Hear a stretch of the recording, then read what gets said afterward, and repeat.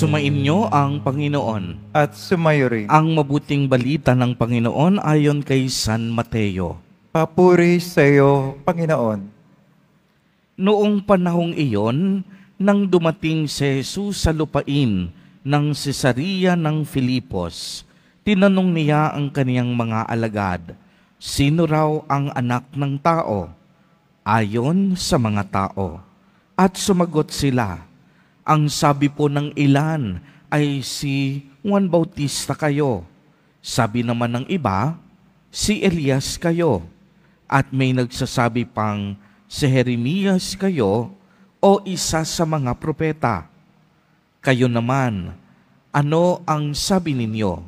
Sino ako? Tanong niya sa kanila. Sumagot si Simon Pedro, kayo po ang Kristo, ang anak ng Diyos na buhay. Sinabi sa kanya ni Jesus, mapalad ka, Simon na anak ni Jonas, sapagkat ang katotohanan ito'y hindi inihayag sa iyo ng sinumang tao, kung hindi ang Amang nasa langit. At sinasabi ko naman sa iyo, ikaw ay Pedro, at sa ibabaw ng batong ito ay itatayo ko ang aking simbahan, at hindi makakapanaig sa kanya kahit ang kapangyarihan ng kamatayan. Ibibigay ko sa iyo ang mga susi ng kaharian ng langit. Ang ipagbawal mo sa lupa ay ipagbabawal sa langit, at ang ipahintulot mo sa lupa ay ipinahihintulot sa langit.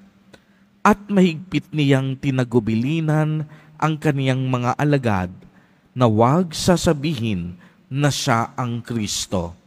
Mula noon ay ipinaalam na ni Jesus sa kaniyang mga alagad na dapat siyang magtungo sa Jerusalem at magbata ng maraming hirap sa kamay ng matatanda ng bayan at ng punong saserdote at ng mga eskriba, at kanilang ipapapatay siya. Ngunit sa ikatlong araw, siya'y muling mabubuhay.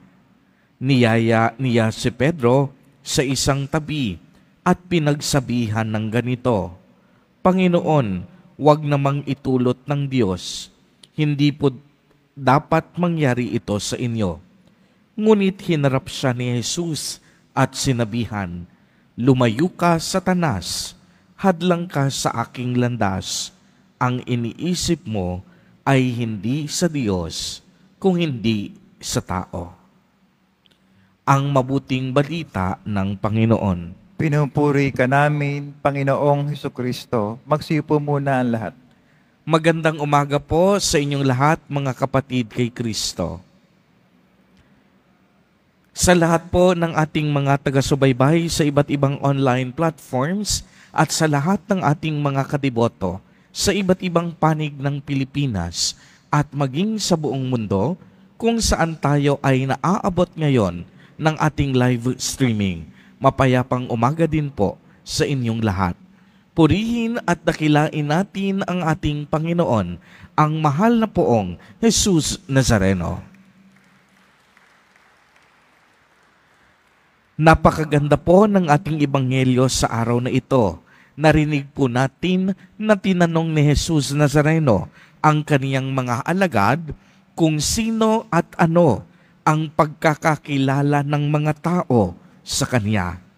May mga nagsabi dang si Jesus Nazareno daw, si Juan Bautista. Yung iba naman, sinasabing siya ay si Elias. At ang iba naman, sinasabing nabuhay ang isa sa mga propeta. Subalit, tanging si Simon Pedro ang nakabatid ng katotohanan na siya ay Panginoon, at sinabi niyang si Jesus Nazareno ang Mesiyas ng Diyos. Kaya nga po mahalaga po na may wasto tayong pagkaunawa at pananampalataya kay Jesus Nazareno bilang ating Mesiyas, bilang pinili at hinirang, at bilang anak ng Diyos. Nakilala ni Pedro ang mahal na poong Jesus Nazareno bilang tunay na Mesiyas at manunubos, hindi dahil magaling siya, hindi dahil matalino siya, hindi dahil sa sarili niyang lakas, kung hindi dahil may puso siyang laging nakikinig at pusong laging handang sumunod sa kalooban ng Diyos. Kaya nga sinabi ni Jesus Nazareno na ang naghayag ng katotohanan ito ay mismong ang Diyos Ama. Kaya nga magandang itanong natin sa umagang ito, kung kilala ba talaga natin si Jesus o kilala lang natin ang tungkol sa Kanya. Magkaiba pong sabihin, kilala ko si Jesus at kilala ko ang tungkol kay Jesus. Kapag sinabi po natin kilala o alam ko ang tungkol kay Jesus, ang pagkakakilala natin sa Kanya ay hanggang sa isip at kamalayan lang natin. Maaaring eksperto ka sa pagkakakilanlan kay Jesus dahil siya'y iyong napag-aralan sa Biblia. Nabasa mo ang tungkol sa Kanya sa pamamagitan ng mga libro at katisismo ng simbahan. Maaaring nakilala mo siya sa pamamagitan ng pagteteolohiya at masusing pag-aaral ng kaniyang buhay.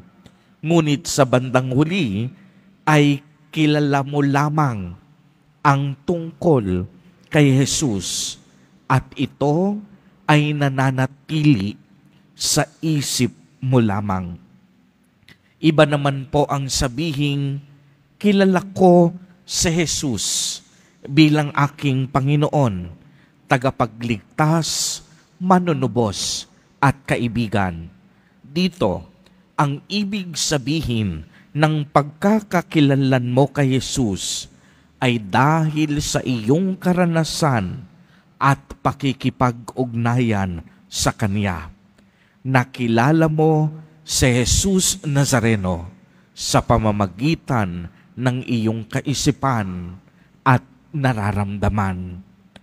Kung nakilala mo si Jesus bilang tunay mong Panginoon at tagapagligtas, nararapat lamang maisabuhay mo ang pagkakakilala sa Kanya. Siya ay dapat nating sambahin at papurihan. Kung nakilala natin si Jesus bilang manunubos, nararapat huwag tayong matakot sa gitna ng pagsubok at unos sa buhay dahil alam nating hindi niya tayo pababayaan. Kung nakilala natin si Jesus bilang ating kaibigan, nararapat lamang lagi natin siyang kausapin sa pamamagitan ng palagiang pagdarasal at pagdalo sa banal na Eucharistia. Kung kilala natin si Jesus, nararapat lamang masalamin sa ating buhay ang ebanghelyo na Kaniyang ipinapangaral. Kung kilala natin si Jesus, nararapat lamang sundin natin ang Kaniyang mga yapak. Marunong tayo dapat magtiis, magsakripisyo at magmahal, hindi para sa ating sarili, kung hindi para sa kapakanan ng ibang tao at ng mga taong ating iniibig. Kung kilala natin si Jesus, nararapat lamang mabuhay tayo sa landas ng kabanalan. Mga kapatid kay Kristo at mga kadiboto, lagi po nating tatandaan na ang tunay na pagkilala kay Jesus ay hindi dapat manatiling hanggang sa isip lamang.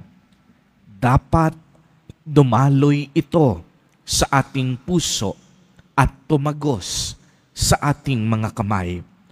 Ang ibig sabihin po nito, ang pagkakakilala natin kay Jesus dapat makita din sa ating tamang pamumuhay, mabuting pakikipagkapwa-tao, sa kagandahan ng ating pag-uugali at sa ibayong pagmamahal sa Diyos Ama at sa kapwa, upang sa gayon ay masalamin sa ating mabubuting pagkilos at mapagmahal na gawa ang tunay na mukha ng ating mahal na Poong Jesus Nazareno, ang mukha ng pagmamahal, ang mukha ng awa at habag.